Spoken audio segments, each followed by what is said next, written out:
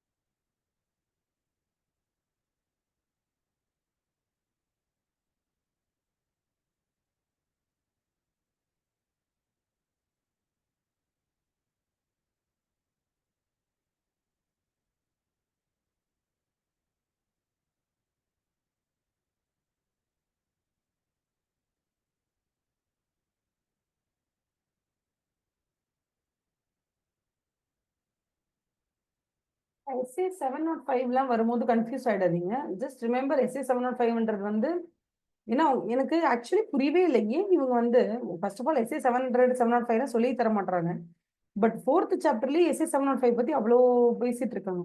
Just remember SA 705 அப்படின்னா என்னன்னா, நம்ம ரிப்போர்ட் கொடுக்கும்போது கிளீன் ரிப்போர்ட்னா SA 700 படி கொடுப்போம். மற்றபடி எனி மாடிஃபைட் ரிப்போர்ட்னா SA 705 படி கொடுப்போம். அதனால SA 705 நிறைய யூஸ் பண்றாங்க. நீங்க படிக்கும் போது இது வந்துச்சுன்னா புரிஞ்சுக்கோங்க இது மட்டும்.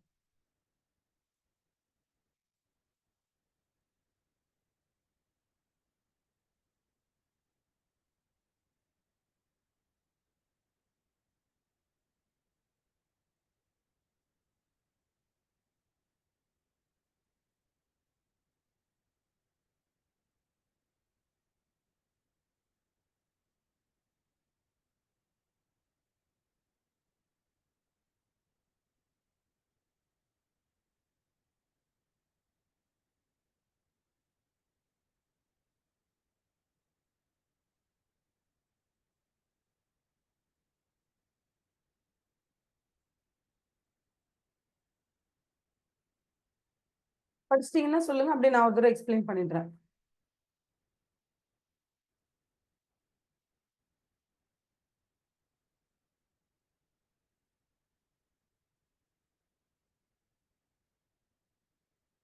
நான் சொல்லட்டுமா? ஒரு தடவை பார்த்துட்டீங்கல்ல, கொஞ்சம் கொஞ்சம் கீவேர்ட்ஸ் எல்லாம் பார்த்துருப்பீங்களா? நான் சொல்லட்டுமா? ஸோ இன்வென்ட்ரியை பொறுத்த வரைக்கும் அவங்க பேசுறது வந்து அதோட வேல்யூவேஷன் கரெக்டா இருக்கா, அப்படி இல்லைன்னா கட் ஆஃப் டேட்டை பத்தியோ இல்ல மத்த எதை பத்தியுமே அவங்க பேசல. அவங்க ரொம்ப அழகா தெளிவா என்ன கூட தெரியுமா கொடுத்துருக்காங்க. படி, நீங்க ஆடிட் பண்ண உள்ள போறீங்க, அங்க இன்வென்ட்ரின்னு ஒண்ணு வச்சிருக்காங்க. அந்த இன்வென்ட்ரிய நீங்க ஆடிட் பண்ற ப்ரொசீஜர்ல ஒண்ணு மட்டும் நல்லா தெரிஞ்சுக்கோங்க. மார்ச் 31ஆம் தேதி அன்னைக்கு அவங்களோட குடவுன்ல 1718 ப்ராடக்ட்ஸ் ரா மெட்டீரியலா இருக்கு. ஓகேவா? 2038 ப்ராடக்ட்ஸ் ஒர்க் இன் ப்ராக்ரஸா இருக்கு.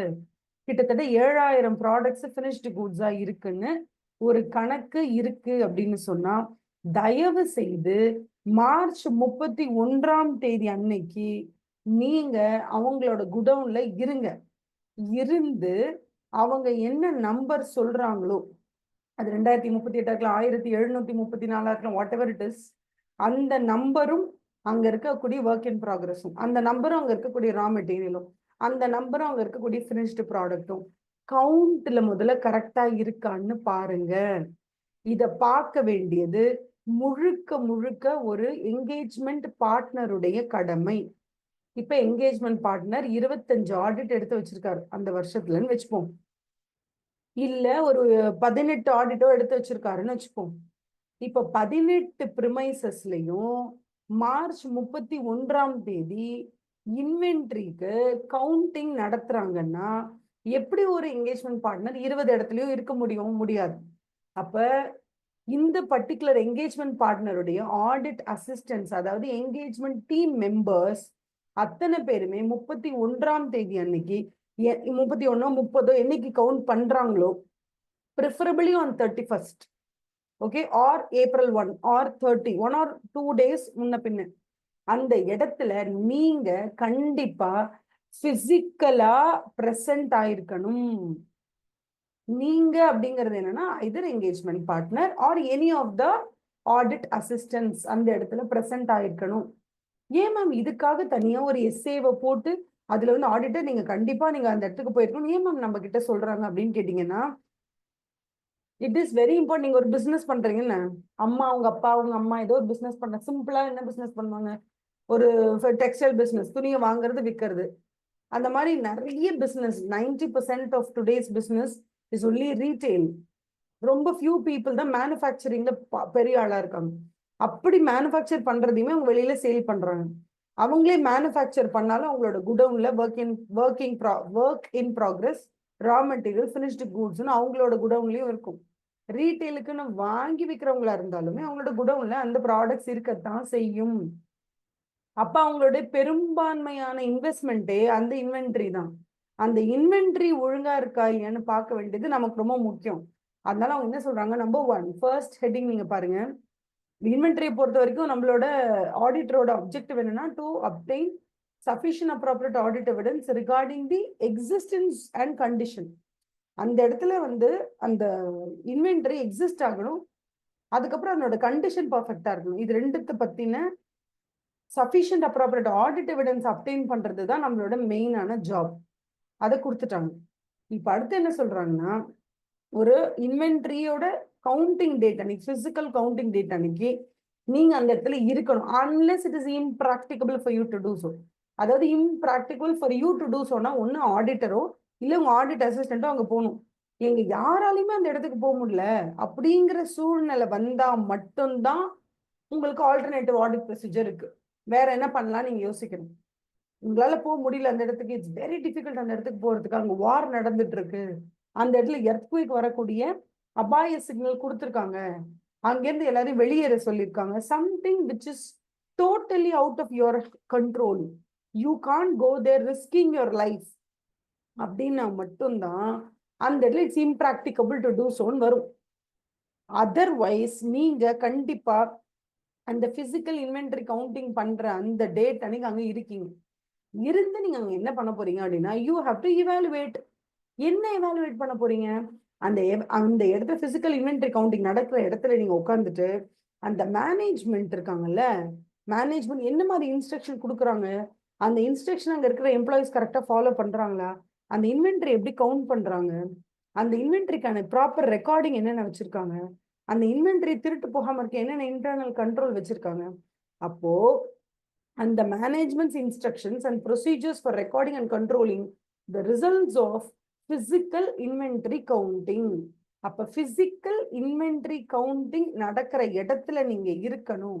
இருந்து நீங்க எவாலுவேட் பண்ண வேண்டியது என்னன்னா, மேனேஜ்மெண்டோட இன்ஸ்ட்ரக்ஷன்ஸ் அண்ட் ப்ரொசீஜர்ஸ் என்ன பர்பஸ்க்கு, for recording and controlling the results of physical inventory counting. அந்த இடத்துல நீங்க இருந்து ஆகணும், இருந்து எவாலுவேட் பண்ணணும். மேனேஜ்மெண்ட் அந்த வேலை எப்படி பண்றாங்கன்றத நீங்க எவாலுவேட் பண்ண. நம்பர் 2, அவங்க எப்படி அந்த கவுண்ட் பண்றாங்களோ அந்த ப்ரொசீஜர் அங்க உட்காந்து குறுன்னு பாருங்க, அப்சர்வ் பண்ணுங்க.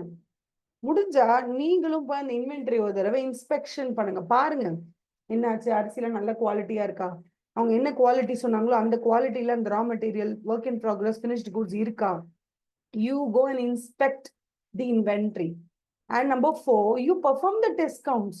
இப்போ ஃபார் எக்ஸாம்பிள் அவங்க என்ன பண்ணுவாங்கன்னா ஒவ்வொரு பிளாக்கா எண்ணி வைக்கிறாங்க. ஃபர்ஸ்ட் ஒரு பண்டில், இந்த பண்டில்ல இவ்வளோ ரா மெட்டீரியல்ஸ் இருக்குன்னு சொல்லிட்டு எடுத்து வைக்கிறாங்கன்னா, நீங்க ஏதாவது ஒரு பண்டில ரேண்டமா செலக்ட் பண்ணி அந்த பண்டில்ல ஃபார் எக்ஸாம்பிள் ஒரு ஸ்பேர் பார்ட்ஸ் அது பார்க்கறதுக்கு எப்படி இருக்கும்னா, சும்மா ஒரு சின்ன ரெக்டாங்குலர் கியூபாய்டு மாதிரி இருக்கும். அந்த கியூபாய்டு மேலே சும்மா 2 வயர் மாதிரி நீட்டிட்டு இருக்கும். அது ஒரு ஸ்பேர் பார்ட்னு வச்சுக்கோங்க.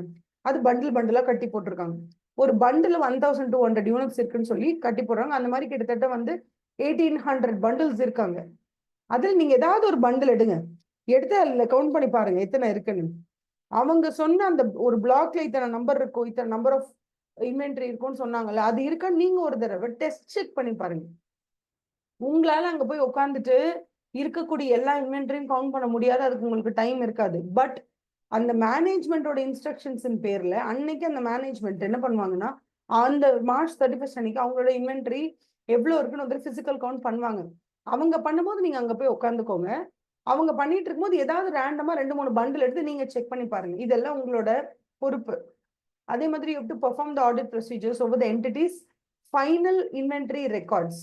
அவங்க வந்து ஃபைனலி உங்களோட இன்வென்டரி ரெக்கார்ட்ஸ் எப்படி மெயின்டைன் பண்றாங்க, அந்த இன்வென்டரி ரெக்கார்ட்ல சொல்லப்பட்டிருக்கிற அந்த இன்ஃபர்மேஷனும் பிசிக்கல் இன்வென்டரி கவுண்ட் நடந்த அன்னைக்கு பிசிக்கலி எவ்வளவு அமௌண்ட் இருந்ததோ, இன்வென்டரி எவ்வளவு இருந்ததோ அது ரெண்டும் மேட்ச் ஆகுதா, கரெக்டா இருக்கான்னு பாத்துக்கோங்க. அது உங்களோட பொறுப்பு அப்படின்னு சொல்றாங்க.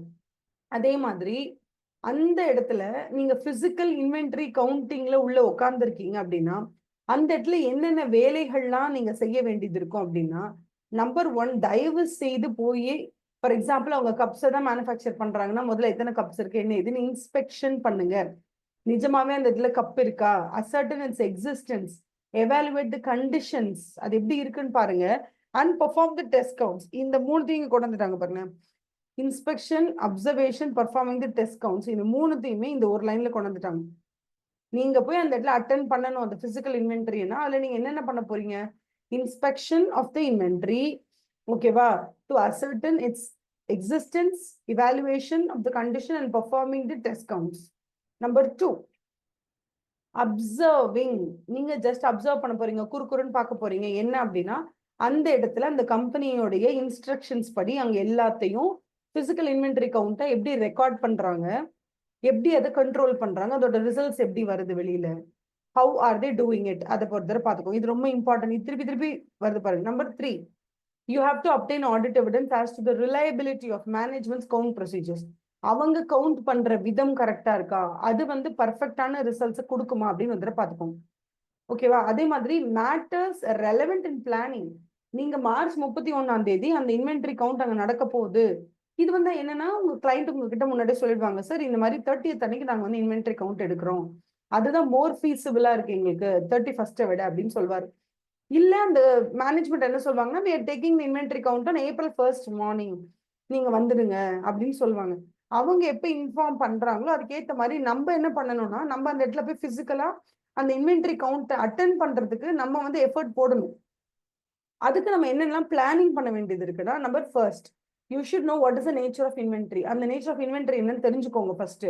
சப்போஸ் உங்களால நான் அந்த இடத்துல போய் நேர்ல நின்னா கூட அதனோட எக்ஸிஸ்டன்ஸ் என்னால பார்க்க முடியும், பட் கண்டிஷனால செக் பண்ண முடியாதுன்னா எக்ஸ்பர்ட் வேணும்னா எக்ஸ்பர்ட் முன்கூட்டி ஹையர் பண்ணிக்கோங்க. கவுண்டிங் ப்ரொசீஜர்ல நீங்க போகும்போது உங்க கூட ஹெல்ப்புக்கு வரதுக்கு ஒரு எக்ஸ்பர்ட் நீங்க முன்னாடியே ஹையர் பண்ணிக்கணும். அதுக்கப்புறம் எத்தனை stages of completion. For example, நம்ம நார்மலா பேசும்போது என்ன பண்றோம், work in progress, raw material, furnished goods அப்படி பேசுறோம்ல. பட் ஜென்ரலாவே ஃபேக்டரிக்கு போகும்போது எல்லாமே ஒன்று ரா மெட்டீரியல், இல்லைன்னா ஒன்று ஒர்க் இன் ப்ராக்ரஸ், இல்லைன்னா இது ஃபினிஷ் குட்ஸ் இருக்காது. அவங்க ஒர்க் இன் ப்ராக்ரஸே 5 ஸ்டேஜஸா பிரிச்சிருப்பாங்க. ஓகேவா. இப்ப இந்த லெதர் கம்பெனிக்கெல்லாம் போனீங்கன்னா, அந்த ராவா அந்த ஸ்கின்னை கொண்டு போட்டிருப்பாங்க. ஃபர்ஸ்ட் அனிமல் ஸ்கின்னை கொண்டு போட்டிருப்பாங்க. அதுக்கப்புறம் அந்த ஏகப்பட்ட ப்ராசஸ் இருக்கு. அதுக்கப்புறம் தான் அது ஃபினிஷ்டு ப்ராடக்ட்ஸ் ஒரு லெதரா வரும் வெளியில. ஸோ அவங்க என்ன பண்ணுவாங்க, ஒர்க் இன் ப்ராக்ரஸ் 5ஆ கிளாசிஃபை பண்ணியிருப்பாங்க. ஸோ அதெல்லாம் நீங்க புரிஞ்சுக்கோங்க. முதல்ல உள்ள போறதுக்கு முன்னாடி, நீங்க அந்த இன்வென்டரி கவுண்ட்ல பிரசென்ட் ஆயிருக்கிறதுக்கு முன்னாடி அவங்க மொத்தம் எத்தனை கிளாசிபிகேஷன் வச்சிருக்காங்க அப்படின்ற இன்வென்டரி கிளாசிபிகேஷனை பார்த்துக்கோங்க. ஸ்டேஜஸ் ஆஃப் கம்ப்ளீஷனை பார்த்துக்கோங்க. நம்பர் 3, ஜென்ரலாவே இன்வென்டரி அப்படின்னு எடுத்தா, அதுவும் இந்த கம்பெனி, எந்த கம்பெனி நீங்க டீல் பண்ண போறீங்களோ அந்த என்டிட்டியோட இன்வென்டரியில மிஸ்டேக்ஸ் நடக்கிறதுக்கான வாய்ப்புகள் எவ்வளவுங்கிறத முன்கூட்டியே அனுமானிச்சுக்கோங்க. That is called risk of material misstatement. இன்ஹெரண்டாவே இந்த மாதிரி இன்வென்ட்ரியில வந்து அதிகமா தெஃப்ட் நடக்க வாய்ப்பு இருக்கா? செமிகண்டக்டர் சிப்ஸ் மாதிரி குட்டி குட்டி குட்டியான ரா மெட்டீரியல், அது ரொம்ப குட்டி குட்டியான இன்வென்ட்ரி, அது பாத்துக்கோங்க. ஸோ ROMM எப்படி இருக்குன்னு பாத்துக்கோங்க. ROMM ரொம்ப அதிகமா இருக்கு, விச் மீன்ஸ் இன்ஹெரண்ட் ரிஸ்க் ரொம்ப அதிகமா இருக்கு. ஏன்னா எல்லாம் குட்டி குட்டியா இருக்கு, யார் வேணா திருடிட்டு போகலாம். இந்த லட்சணத்துல அவனுங்க உள்ள வச்சிருக்கிற கண்ட்ரோல் ரிஸ்க் அதை விட அதிகம். கண்ட்ரோல் மெக்கானிசம் சரியில்லை அப்படின்னா நீங்க ஒரு தடவை பாத்துக்கோங்க, உள்ள nature of internal control of inventory எப்படி இருக்குன்னு ஒரு தடவை பாத்துக்கோங்க. இதான் உங்களோட பிளானிங். நீங்க அந்த இடத்துல 31st அன்னைக்கு இன்வென்ட்ரிக்கு போய் உட்காரத்துக்கு முன்னாடி நீங்க இதெல்லாம் பாத்துக்கணும். அதுக்கப்புறமா அடிக்குவேட் ஆன அளவுக்கு ப்ரொசீஜர்ஸையும் ப்ராப்பரா வந்து இன்வென்ட்ரி கவுண்ட்டுக்கான ப்ரொசீஜர்ஸ் அவங்க எஸ்டாப்ளிஷ் பண்ணியிருக்காங்களான்னு ஒரு தடவை பார்த்துட்டு, அதுக்கப்புறம் எந்த நேரம் எப்போ வந்து அவங்க பிசிக்கல் கவுண்ட் பண்ண போறாங்க, 31st இல்ல 1st ஏப்ரலா இல்ல 30th மார்ச்சா என்ன இதுன்றதை பார்த்துக்கோங்க. அப்புறம் மோஸ்ட்லி அவங்க என்ன பண்ணணும்னா பெர்பெச்சுவல் இன்வென்ட்ரி சிஸ்டம் வச்சுக்கணும்.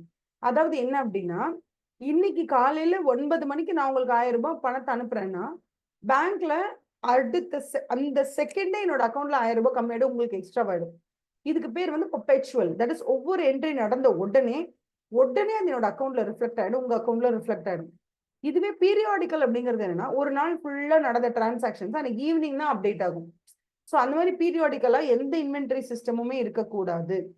ஒன்ஸ் இன்னைக்கு நான் ஒரு 10 ப்ராடக்ட்ஸை சேல் பண்ணிட்டேன்னா உடனே இன்வென்டரியில 10 ப்ராடக்ட்ஸ் கம்மியா தெரியணும். சேல் 10னா சேல் வந்து பிளஸ் 10,000 யூனிட்ஸ்னா உடனே இன்வென்டரி மைனஸ் 10,000 யூனிட்ஸா மாறணும். அந்த பெர்பெச்சுவல் இன்வென்டரி சிஸ்டமா அவங்க யூஸ் பண்றாங்களான்னு நீங்க ஒரு தடவை செக் பண்ணுங்க.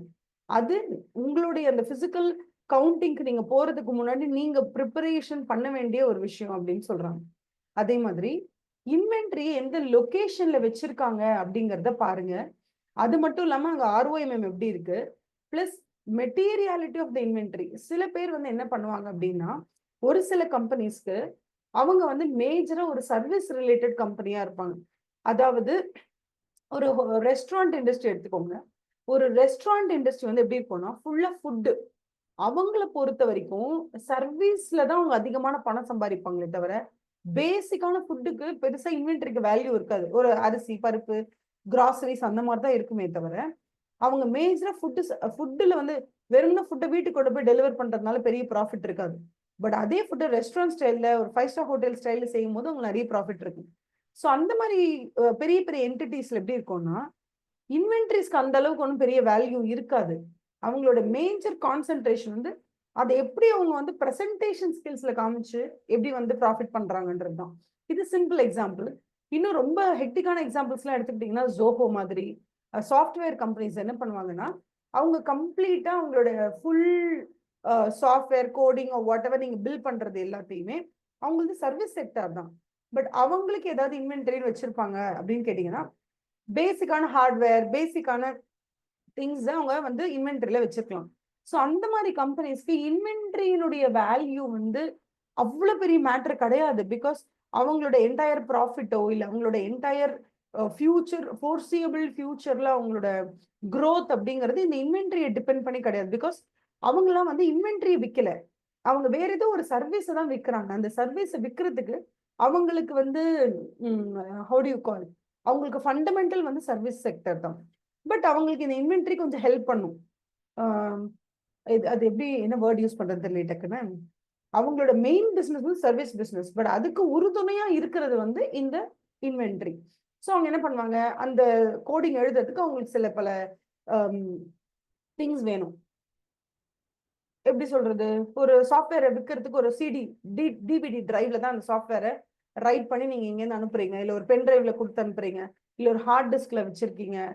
அப்படின்னும் போது அந்த மாதிரி தான் நீங்க கொஞ்சம் இன்வென்டரி வச்சிருப்பீங்களே தவிர inventory will not form part of your, it doesn't make a big chunk of your running of the business அப்படின்னு சொல்லும் பொழுது அங்க வந்து நீங்க அட்டன் பண்ணாலும் ஒண்ணுதான், அட்டன் பண்ணலனாலும் ஒண்ணுதான். நீங்க ஒரு அசிஸ்டன்ட் அனுப்பலாம், இல்ல யாரோ ஒருத்தர் அனுப்பிட்டு அவர் அட்டன் பண்ண சொல்லலாம், இல்ல முடியலனாலும் it's not big deal. Because அந்த இடத்துல inventory doesn't make a big chunk of their business. அதனால அது ஒண்ணு. இன்னொன்னு, ஃபர்ஸ்ட் ஆஃப் ஆல் இன்வென்டரி எந்தெந்த லொகேஷன்ல இருக்குன்னு பாத்துக்கோங்க. That's very important. பிகாஸ் எந்தெந்த லொகேஷன்ல இருக்கு நீங்க முன்கூட்டியே பிளான் பண்ணாதான். ஒரு 300 லொகேஷன்ஸ் வச்சிருப்பாங்க, 300 லொகேஷன்ல அவங்ககிட்ட இன்வென்டரி இருக்கும். அதுக்கேற்ற மாதிரி நீங்க என்கேஜ்மெண்ட் டீம் ரெடி பண்ணி அந்த டீம்ல இருக்க ஒவ்வொருத்தரையும் அதே ஒரே நாள்ல காலைல ஏப்ரல் 1ஆம் தேதி 300 இன்வென்ட்ரி கவுண்ட் 300 சைட்லயும் ஒரே நாள் இன்வென்ட்ரி கவுண்ட் நடக்குதுன்னு வச்சுக்கோங்களேன், அது ரொம்ப பெட்டர். இல்லைன்னா இன்னைக்கு இங்க இன்வென்ட்ரி கவுண்ட் நடக்கும், இங்க நீங்க செக் பண்ணி வச்சிருவீங்க. ஏப்ரல் 1ஆம் தேதி அந்த சைட்ல நடக்கும், இங்கேருந்து இன்வென்ட்ரி அங்க அமிச்சிட்டாங்கன்னா, ஸோ இந்த மாதிரி நிறைய ரிஸ்க் எல்லாம் இருக்கு. ஸோ அதனாலதான் சொல்றது இன்வென்ட்ரி கவுண்ட் வந்து தெய்வமா மதிச்சு நம்ம பக்கவா பார்த்தாதான் ஒரு கம்பெனியோட ப்ராஃபிட்டபிள் சிச்சுவேஷன் நம்மளால ஹேண்டில் பண்ண முடியும்.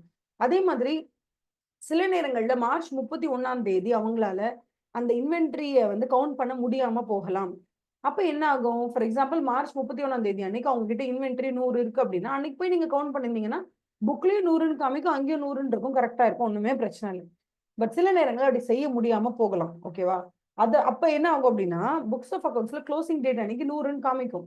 ஆனா நீங்க போய் இன்வென்ட்ரி கவுண்ட் பண்ண போறது ஏப்ரல் 5 தான் நீங்க கவுண்ட் பண்றீங்க. Management is counting the inventory on April 5 அப்படின்னா, ஏப்ரல் 5 அன்னைக்கு அவங்களோட புக்ல எவ்வளவு இன்வென்டரி இருக்குன்னு தெரியுமா காமிச்சிருப்பாங்க? ப்ராபப்ளி 500 இருக்குன்னு காமிச்சிருப்பாங்க. எப்படி 500 வந்திருக்கும்? ப்ராபப்ளி அந்த 5 நாள்ல அவங்க எக்ஸ்ட்ராவா இன்வென்டரிய ஒரு 400 இன்வென்டரி வாங்கியிருக்கலாம். ஓகேவா? இப்ப நீங்க என்ன பண்ணணும்னா, மார்ச் 31ஆம் தேதி 100 யூனிட்ஸ் தான் இருந்துச்சா அப்படின்னு செக் பண்றதுக்கு ரிவர்ஸ் ஒர்க்கிங் பண்ண வேண்டியது இருக்கும். ஏப்ரல் 5ஆம் தேதி 500 இருக்குன்னா இது ஏன் வந்துச்சு? அப்ப அந்த கடந்த 5 நாள்ல நடந்த எல்லா டிரான்சாக்ஷனையும் எடுத்துக்கணும். அது எல்லாத்தையும் ரிவர்ஸ் பண்ணி பார்த்தா கரெக்டா மார்ச் 31ஆம் தேதி 100 இருக்கான்றத கண்டுபிடிச்சிட்டு, அதுக்கப்புறம் இந்த கடந்த 5 நாள்ல நடந்த எல்லா டிரான்சாக்ஷன்ஸினுடைய உண்மை தன்மையை நீங்க ஃபர்ஸ்ட் ஆஃப் ஆல் டெலிபரேட் பண்ணணும். லாஸ்ட் 5 டேஸ் இவ்வளவு டிரான்சாக்ஷன்ஸ். இந்த டிரான்சாக்ஷன்ஸ்லாம் போகஸ் டிரான்சாக்ஷனா இல்ல உண்மையான டிரான்சாக்ஷனா? இதுக்கு பேக்கப்க்கு அது வந்து சோர்ஸ் டாக்குமெண்ட் என்னென்ன இருக்கு, எவிடன்ஸ் என்ன இருக்கு, அந்த எவிடன்ஸை செக் பண்ணி அந்த எல்லா டிரான்சாக்ஷன்ஸும் உண்மையான டிரான்சாக்ஷன்ஸான்னு பார்த்து அந்த டிரான்சாக்ஷன்ஸ் உண்மையான டிரான்சாக்ஷன்ஸ் ஃபீல் ஆச்சுன்னா அதுக்கப்புறம் இன்வென்டரி கவுண்ட்டுக்கு போயிட்டு அங்க 500 இருக்கான்னு செக் பண்ணுவாங்க. அங்க 500 இருந்துச்சுன்னா அப்ப என்ன அர்த்தம்? மார்ச் 31 அன்னைக்கு 100 தான் இருந்திருக்கும்னு அர்த்தம். இந்த மாதிரி ரிவர்ஸ் ஒர்க்கிங்க பண்றது தலைவலி. But still when the situation is like that, நம்ம வேற வழியே கிடையாது. நம்ம என்ன பண்ணணும்? we have to make sure that April 10ஆம் தேதியோ 12ஆம் தேதியோ இந்த இன்வென்டரி கவுண்ட்டுக்கு போறோம்னா 12ஆம் தேதி அன்னைக்கு புக்ஸ் ஆஃப் அக்கவுண்ட்ஸ்ல எவ்வளவு இன்வென்டரி இருக்கு, அதே மாதிரி குடவுன்ல எவ்வளவு இன்வென்டரி இருக்கு அந்த கவுண்ட் எடுத்துக்கிட்டு அதுல இருந்து ஒரு 12-15 நாள் ரிவர்ஸ் போய் மார்ச் 31ல இருக்கிற பேலன்ஸை கண்டுபிடிக்கிறது ஒரு சிக்னிபிகண்டான வேலை. அந்த வேலையை நீங்க செய்யும் பொழுது நீங்க ஞாபகத்துல வச்சுக்க வேண்டியது 3 விஷயங்கள். முதல்ல அந்த 12 நாளுக்கான ஆல் டிரான்சாக்ஷனை ப்ராப்பரா அட்ஜஸ்ட் பண்ணிருக்காங்களான்னு பாருங்க. இன்னொன்னு அந்த கம்பெனியோட புக்ஸ் ஆஃப் அக்கவுண்ட்ஸ் இன்வென்டரி ரெக்கார்டை நம்புற மாதிரி இருக்கான்னு பாருங்க. Suppose if there is a significant difference between information அப்டெயின்டு during the physical count, நீங்க ஏப்ரல் 12ஆம் தேதி அன்னைக்கு செக் பண்ணும்போது 500 இன்வென்டரி கவுண்ட் இருக்கணும்னு அவங்களோட புக்ஸ் ஆஃப் அக்கவுண்ட்ஸ்ல போட்டிருக்காங்க. ஆனா நிஜத்துல அவங்க கிட்ட 500 இல்லைன்னா அதுக்கான ரீசன்ஸை முதல்ல கண்டுபிடிங்க. அந்த ரீசன்ஸ் உங்களுக்கு தோதுப்பட்டு வந்துச்சு, எஸ் இட்ஸ் ஃபைன் அப்படின்னு தோணுச்சுன்னா ப்ரொசீட் வித் தட். இல்லைன்னா அங்கேயே குவாலிஃபை பண்ணிடுங்க ரிப்போர்ட்னு சொல்றாங்க. சப்போஸ் ஏதோ ஒரு அன்ஃபோர்சீன் சர்க்கம்ஸ்டான்ஸ்னால நம்மளால அந்த இடத்துக்கு பிசிக்கல் கவுண்ட் பண்ற அந்த டேட் அன்னைக்கு நம்மளால அங்க போக முடியலன்னா நம்ம என்ன பண்ணணும்? வேற ஏதாவது ஆல்டர்னேட்டிவ் ப்ரொசீஜர்ஸ் இருக்கான்னு பாருங்க. வேற ஏதாவது டேட்ல நம்ம போய் பண்ண முடியுமா? அவங்க 31st அன்னைக்கு பண்ணி முடிச்சுட்டாங்க, நீங்க வேற டேட்ல போய் பண்ணுங்க. அவங்க பிசிக்கல் கவுண்ட் பண்ற அந்த டைம்ல நம்மளால அங்க போக முடியல, so fix some other date and do it by yourself. இல்ல மத்த நாள் கூட என்னால போக முடியல அப்படின்னா என்ன பண்றது?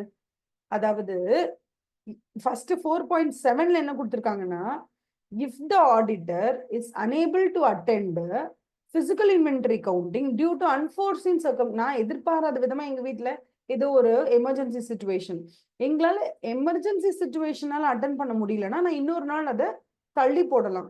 பட் என்னால அங்க அட்டன் பண்ண முடியாத அளவுக்கு இம்ப்ராக்டிகபிள் சிச்சுவேஷன் வந்துச்சு. ஃபார் எக்ஸாம்பிள் அது எர்த்குவேக் அனௌன்ஸ் பண்ண ஏரியா, அங்கேருந்து எல்லா மக்களையுமே வந்து இவாக்குவேட் பண்ணிட்டாங்க. அப்போ நான் என்ன பண்ண முடியும்? அந்த மாதிரி இருக்க சிச்சுவேஷன்லயோ இல்ல அது வார் ஜோன் போக முடியாது, என் உயிரை ரிஸ்க் எடுத்துல நான் போய் பிசிக்கல் இன்வென்டரி கவுண்ட் பண்ண முடியாது நீங்க சொன்னீங்கன்னா அப்ப நம்ம என்ன பண்றது? ஒரு சிசிடிவி ஃபுட்டேஜ் அங்க இருந்துச்சுன்னா அதை எடுத்து செக் பண்ணலாம். இல்ல வேற ஏதாவது ஆடிட்டர் அந்த ஏரியால இருக்காங்கன்னா அவங்க கிட்ட கொஞ்சம் ஹெல்ப் கேட்டு நீங்க அவங்கள இன்வென்டரியை செக் பண்ண சொல்லிட்டு அதை வச்சு நீங்க டிபெண்ட் பண்ணலாம்.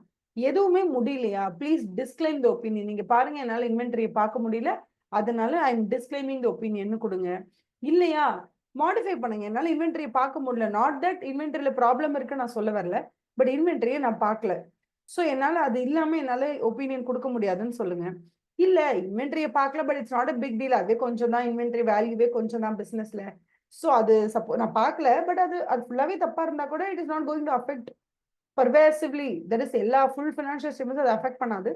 அப்படியே அதுல ஏதாவது தவறுகள் இருந்தாலுமே அது வந்து குவாலிஃபைட் ரிப்போர்ட் தான் வருமே தவிர அப்படியே ஃபுல் அட்வர்ஸ் ரிப்போர்ட் வரப்போறது இல்லைன்னா நீங்க குவாலிஃபைட் ரிப்போர்ட் கொடுங்க. இதைத்தான் அவங்க சொல்றாங்க. ஓகேவா? அதுக்கப்புறம் அவங்க என்ன சொல்றாங்கன்னா, சப்போஸ் இந்த இன்வென்ட்ரி இந்த இன்வென்ட்ரி கவுண்டிங்கோ இல்லை இந்த இன்வென்ட்ரியோட குடவுன் வந்து உங்க என்டிட்டி கிட்டேயே இல்லை. ஃபார் எக்ஸாம்பிள், இப்ப நீங்க வந்து டாடா கம்பெனி வந்து ஆடிட் பண்றீங்க, இல்ல பாட்டா கம்பெனி ஆடிட் பண்றீங்க அப்படின்னா, இந்த பாட்டா என்ன சொல்லுவாங்கன்னா, அவங்களோட குடவுன்ல அவங்களோட ஷூஸ் அண்ட் செப்பல்ஸ் அவங்க மெயின்டைன் பண்ணல, அந்த மெயின்டெனன்ஸ் முழுக்க முழுக்க வேற ஒரு தேர்ட் பார்ட்டி கிட்ட கொடுத்துட்டாங்க. ஸோ எந்த வேர் ஹவுஸையும் இவங்க பார்த்துக்கல, எந்த ஒரு குடவுன்ல இருக்கக்கூடிய இன்வென்டரி இவங்க மெயின்டைன் பண்ணல, அது ஒரு தேர்ட் பார்ட்டிக்கு அவுட் சோர்ஸ் பண்ணிட்டாங்க. பிகாஸ் அவங்களால மெயின்டைன் பண்ண முடியலங்கிறதுனால தேர்ட் பார்ட்டிக்கு அவுட் சோர்ஸ் பண்ணிட்டாங்க. இப்ப என்ன ஆகும்னா, ஒரு ஆடிட்டர் வந்து தேர்ட் பார்ட்டியோட குடவுனுக்கு போய் அந்த இடத்துல இன்வென்டரி கவுண்டிங் பண்ண முடியாமையும் போகலாம். அந்த மாதிரி தேர்ட் பார்ட்டி கிட்ட அவுட் சோர்ஸ் பண்ண இன்வென்ட்ரியோடைய பொறுப்பை நான் ஆடிட் பண்ணணும்னா நான் என்ன பண்ணணும், நான் என்ன செய்ய முடியும் அந்த மாதிரி சிச்சுவேஷன்ன்றது தான் இந்த 4.9ங்கிற பேராகிராஃப். நம்பர் 1, தேர்ட் பார்ட்டியை ரிக்வெஸ்ட் பண்ணுங்க. அவங்க எவ்வளவு குடவுன், அது மாதிரி அவங்க குடவுன்ல இந்த பர்டிகுலர் என்டிட்டியோட கூட்ஸ் எவ்வளவு இருக்குன்னு கேட்டு கன்ஃபர்மேஷன் வாங்கிக்கோங்க. முடிஞ்சா நீங்களே அங்க போய் perform some inspection or other audit procedures எது அப்ராப்ரியேட்டோ அதை பண்ணுங்க. மற்றபடி நீங்க தயவு செஞ்சு போய் இன்ஸ்பெக்ட் பண்ணுங்க, you request the confirmation, you attend or you ask some other auditor to attend the physical inventory counting at the third parties premises. Third பார்ட்டியோட ப்ரிமைசஸ்ல தான் அது இருக்கு, இல்லைன்னு சொல்லலை. பட் எப்படி இருந்தாலும் அவங்களோட க்ளோசிங், ஃபார் எக்ஸாம்பிள் ஒரு பிசினஸோட இப்போ நீங்க வந்து ஒரு என்டிட்டி ஆடிட் பண்றீங்க, அந்த என்டிட்டில கப் அண்ட் சாசர் ப்ரொடியூஸ் பண்றாங்க. அவங்க வந்து கப் அண்ட் சாசரை ரீட்டைல இருக்காங்க, அவங்களோட inventory cup and Chaucer. But அவங்க இதை வந்து ஹேண்டில் பண்ணல, ரா மெட்டீரியலையோ இல்லை வந்து ஹவு டு யூ கால் அந்த இன்வென்ட்ரியை அவங்க பத்திரமா வச்சிருக்கல, அவங்களால முடியலங்கிறதுனால அவங்க என்ன பண்ணிருக்காங்க, இன்வென்ட்ரிய இதனுடைய கண்டிஷன் மாறாம, இதனுடைய ஹவு டு யூ கால் இது உடையாம பத்திரமா பாத்துக்க வேண்டிய பொறுப்பை அவங்க என்ன பண்ணிருக்காங்கன்னா ஒரு பவுன்சர் அப்படின்ற ஒரு கம்பெனிக்கு கொடுத்துருக்காங்க. பவுன்சர் என்ன பண்ணுவாங்கன்னா, நம்ம எந்த ரா மெட்டீரியலோ இல்லை work in progress or finished goods எதுவா இருந்தாலும் இதை பத்திரமா வச்சுக்கோங்கன்னு அவங்க கிட்ட நீங்க ஹேண்ட் ஓவர் பண்ணிட்டீங்கன்னா அதை கண்ணும் கருத்துமா பத்திரமா பார்த்து நமக்கு எப்ப வேணுமோ அப்ப கொடுப்பாங்க. ஸோ நமக்கு அலோகேட் பண்ணிருக்கிறது ரூம் நம்பர் 300 வச்சுக்கோங்களேன். அந்த நம்ம நீங்க ஆடிட்டர், நீங்க ஒரு கம்பெனி வந்து ஆடிட் பண்றீங்க, அந்த கம்பெனிக்கு வேர் ஹவுஸ் கிடையாது. ஸோ அவங்க என்ன பண்ணிருக்காங்கன்னா கப் அண்ட் சாஸ் எல்லாம் பத்திரமா வச்சுக்கிறதுக்காக பவுன்சர் கம்பெனி கிட்ட ஒரு ரூமை வாடகைக்கு எடுத்திருக்காங்க. அந்த ரூமோட நம்பர் வந்து 300 வச்சுக்கோங்க. 300 இருக்கக்கூடிய ஃபுல் இன்வென்ட்ரி வந்து இந்த என்டிட்டியோட இன்வென்ட்ரி தான். அது கண்டிப்பா அந்த பவுன்சர் கம்பெனி ஒரு தடவை ஆடிட் பண்ணுவாங்க. அவங்க பவுன்சர் கம்பெனியுமே ஓகே மொத்தம் நமக்கு 300 ரூம் இருக்கு, ஒரு ரூம்லயும் எவ்வளவு இன்வென்டரி கவுண்ட் இருக்குன்னு அவங்களும் செக் பண்ணுவாங்க. பிகாஸ் அவங்களோட மெயின் பிசினஸ் இதுதான். அந்த மாதிரி ரூம் நம்பர் 300 உடைய டோட்டல் இன்வென்டரி கவுண்ட்டை அவங்க எப்ப கவுண்ட் பண்ண போறாங்களோ அந்த டேட்டுக்கு ஆடிட்டர் நினைச்சா அந்த இடத்துல போய் நின்று ஒரு தடவை கன்ஃபார்ம் பண்ணிட்டு வரலாம். இல்ல அவரால் போக முடியலன்னா வேற ஏதாவது ஒரு ஆடிட்டர் கூட அங்க கோத்து விட்டு நீங்க போய் பார்த்துட்டு வாப்பான்னு சொல்லலாம் அப்படின்னு சொல்றாங்க. சப்போஸ் நம்மளால அங்க போய் நின்று கவுண்ட்டை பார்க்க முடியல, வேற எந்த ஆடிட்டரையும் அங்க அனுப்ப முடியல அப்படின்ற பட்சத்துல ஃபைனலி உங்களுக்கு என்ன ஒரு ஆப்ஷன் இருக்கு அப்படின்னா, அந்த தேர்ட் பார்ட்டி, அதாவது அந்த பவுன்சர் பிரைவேட் கம்பெனி இருக்காங்க இல்லையா, பிரைவேட் லிமிடெட் கம்பெனி இருக்காங்கல்ல, அவங்களோட இன்டர்னல் கண்ட்ரோல் மெக்கானிசம் எப்படி இருக்குன்னு நீங்க பாத்தீங்கன்னா, ஓகே அவங்களோட இன்டர்னல் கண்ட்ரோல் சிஸ்டம் சூப்பரா இருக்கு, ஸோ அவங்களோட வேர் ஹவுஸ்ல இருக்கிற அந்த இன்வென்டரி கவுண்ட்டும் கண்டிப்பா நல்ல கண்டிஷன்ல நல்ல எக்ஸிஸ்டன்ஸ்ல இருக்கும்னு நீங்க நம்பி கூட என்ன பண்ணலாம், you can give the report அப்படின்னு சொல்றாங்க. இதுதான் அவங்க இன்வென்டரியை பத்தி ஃபுல்லா சொல்லியிருக்கிறது. இதை தவிர இதுல வேற எதுவுமே கிடையாது. நீங்க என்ன பண்றீங்க, ஒரு 5 minutes டைம் எடுத்து இந்த இன்வென்டரியை பத்தி ஃபுல்லா படிச்சுட்டு அதுக்கப்புறமா we will move towards litigation. சரியா?